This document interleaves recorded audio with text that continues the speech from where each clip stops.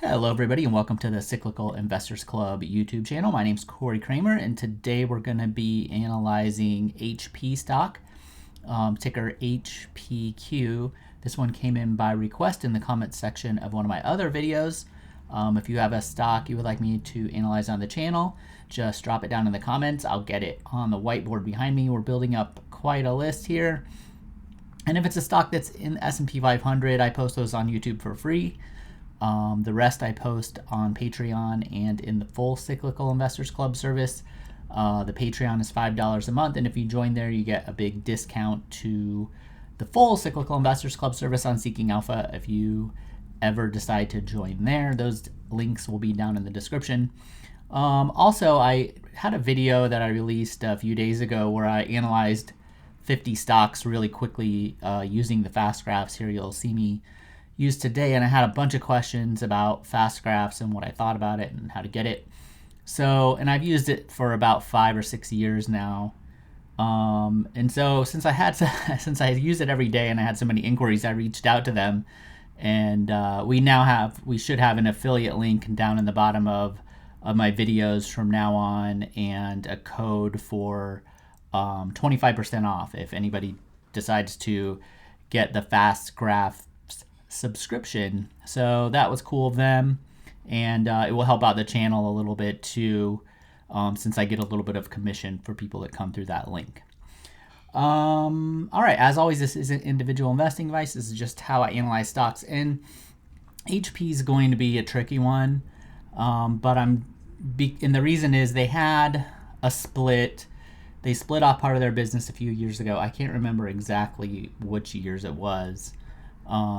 And maybe the new one is actually, I'm trying to remember. I didn't look up I don't think it's HB because that's HPE. That's the other one. So I think they split this off in 2016, it looks like.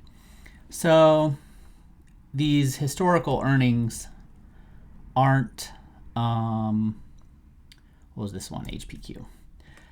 They aren't, the long-term ones are probably not comparable to the more recent ones, but it's worth just kind of looking at.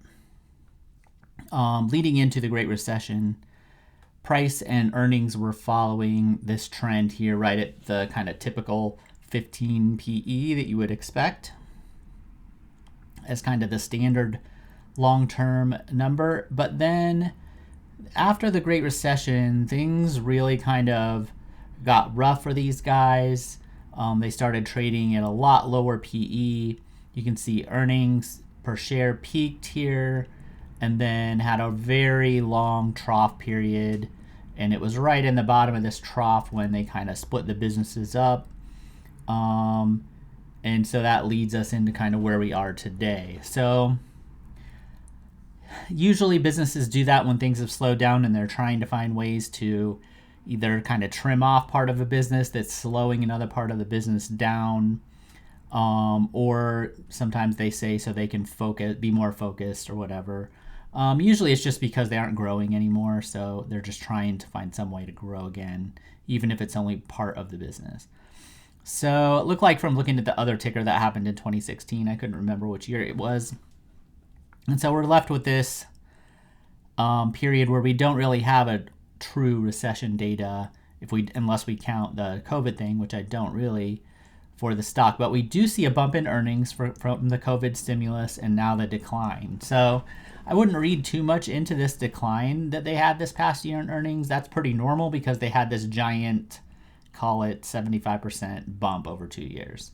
One would expect that to come back down. I would probably even expect it to come down to probably closer to $3 a share if you just take like 2020 and add 20% to that or so, just as a rough estimate. And they're actually almost there already. So this could end up being the bottom earnings per share.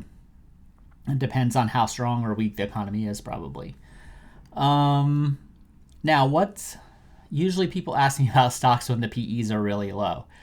I don't currently track this one in the spreadsheet that you guys usually see me use because really for one, the long-term growth rate, especially if you go back here, like this trough, like this isn't really what I want to see. Now, maybe if we start more recently and go from there, perhaps that's more likely what I want to see. But really, it's just generally kind of weak for me. And what you'll notice is that it's traded at this low PE for a long time. So it's a little difficult to judge exactly how to value it. Now, because what you want, if you look at the PE, it's like 8 or something, 8.5. And you're like, why is it so low? I mean, earnings looks like they're growing pretty decently lately, other than the year that coming back from COVID, which is expected. So why is it trading at such a low PE? The first thing I usually check is debt. Now, my normal metric that I use for this actually doesn't look like they have too much, maybe like 25%, the total enterprise values, maybe like 25% more than the market cap. So, but if you look at the long-term debt to capital at 100%, that probably explains why the PE is so low. So if you can imagine adding like 100% to the stock price in order to cover the debt, now instead of an 8 PE, an 8.5 PE, you have a 17 PE, and that makes total sense, right? My guess is that's probably what's going on here. But another thing you can do, because I like to do things quickly. Now for me, I just kind of put this one off to the side and I'm like, I'm just not gonna like try to figure it out because it just wasn't super attractive to me generally to begin with. But I would kind of ignore this PE, one, because of it looks like the debt issue. But the other thing you can do on fast graphs that someone actually asked me why I never use this. So hey, I'm gonna use it. Is if you click this normal PE button, it will bring up what their average PE has actually been over this time. This can be really useful for a stock that perpetually trades at a low PE. So you can see how the market has valued the stock relative to earnings. And this will help explain a lot. It's actually valued exactly how it's been valued by the market over this time period on average. So basically, the market always values this at around 8.5. And if you look forward and they meet these earnings expectations here, the market would value it at about $29 per share, and it's trading at almost $1 short than that. So it makes total sense, basically. So I think the way to look at this is it's trading at fair value relative to what the market typically likes to pay for this particular company. And probably the reason is because they probably have this debt here. And so it's trading at a low PE because if you're going to buy this business, you have to buy the debt as well. So it actually costs you twice as much money. So that'll be my simple explanation and the simple way to look at it. Now, to answer the question of why I don't use this on fast graphs very much, this normal PE function, is I used to actually have this integrated into my valuation analysis, and part of the valuation I would use as a PE mean reversion. So this one, there is no reversion since it's basically sitting right at the average PE.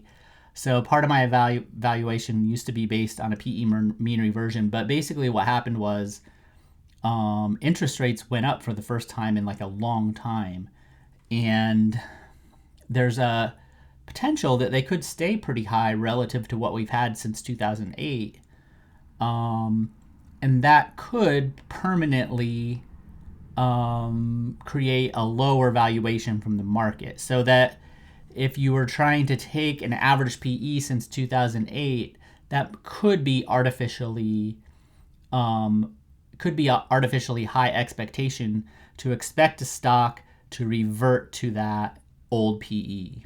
So that was my worry.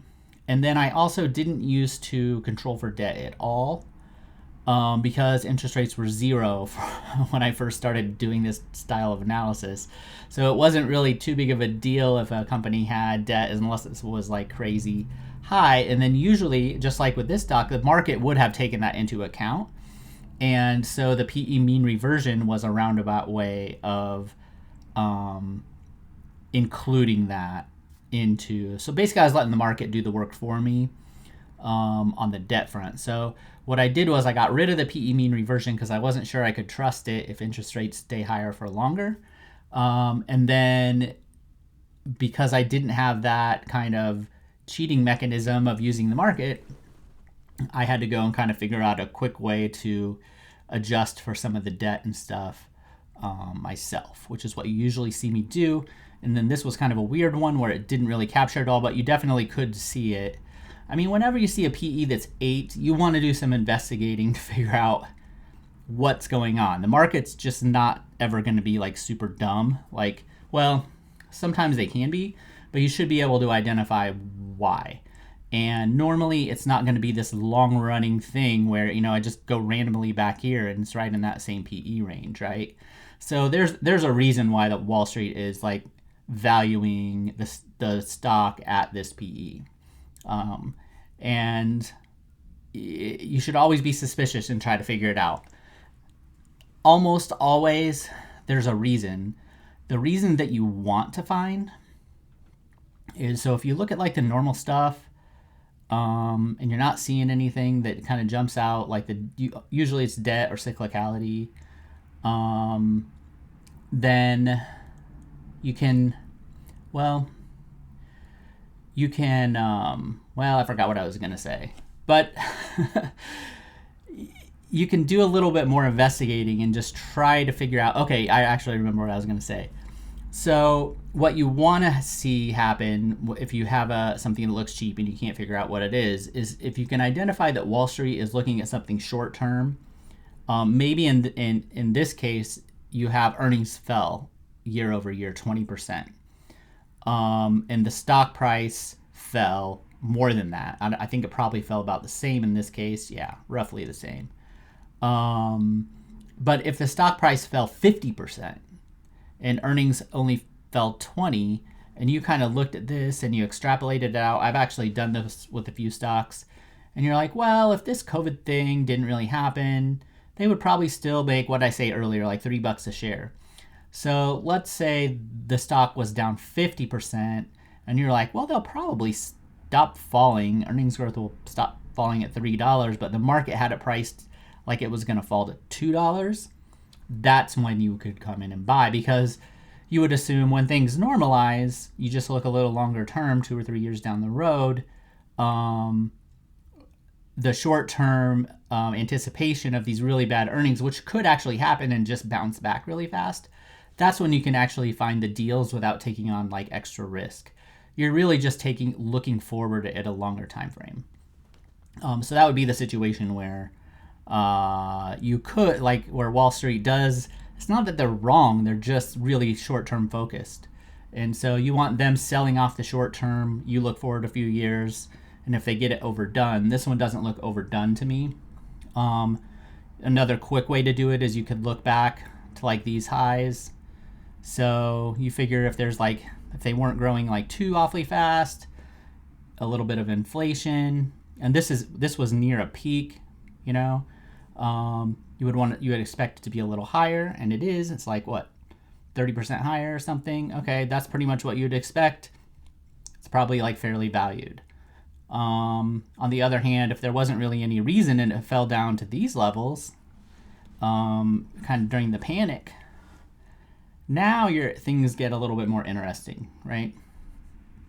So that's how I would approach this one. It's a pretty tricky one, and I usually just put those off to the side, focus on the easier ones. But it's not to say a deal couldn't pop up if the market gets carried away, if they disappoint earnings here or something. Okay, thanks for watching, everybody. If you have a request, put it down in the comments section. Usually I get more into the numbers, but I don't have any for this one because I don't track it.